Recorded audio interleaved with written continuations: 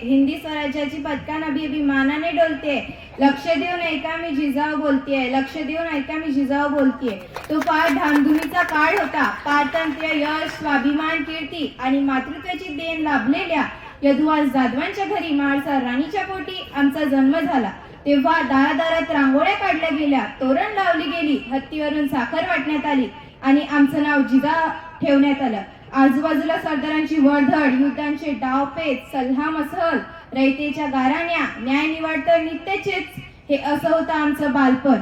युद्धकला तर आम्ही शिकलोच, त्याबरोबरच महाराजांच्या इच्छेखातर 7 भाषाही शिकलो व रामायण, महाभारत, नामदेवची गाथा, बायबल, कबीराचे दोहे हेही आम्ही वाचून आणि समजून घेतले.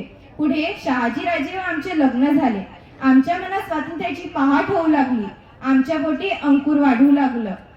तेव्हा आम्हाला विलक्षण डोहाळे लागले. तेव्हा आम्हाला हत्तीवर बसावेसे वाटत होते. तलवार, भाला, धनुष्यबाण घेऊन लढाया कराव्यास वाटत होत्या. आम्हाला एकूण 6 अपत्ये झाली. शेवटचे म्हणजे शिवाजीराजे. आम्ही स्वराज्य निर्मितीचे स्वप्न पाहिले होते. ते पूर्ण करण्यासाठी आम्ही शिवबाला लहानपणीपासूनच चांगले संस्कार केले.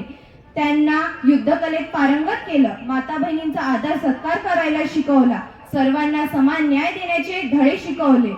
युद्ध निर्मितीच्या कार्यासाठी आम्ही त्याला पूर्ण तयार करीत होतो. त्यांच्याविषयी जेव्हा बोललं जातं, एक होते राजे शिवाजी, भीती नव्हती जगाची, पर्वा नव्हती परिणामाची, साथ होती आई भवानी व जिजामाताची, मुहूर्तमेढ रोवली स्वराज्याची, मुहूर्तमेढ रोवली स्वराज्याची, म्हणूनच म्हणतात जय भवानी जय शिवाजी. धन्यवाद.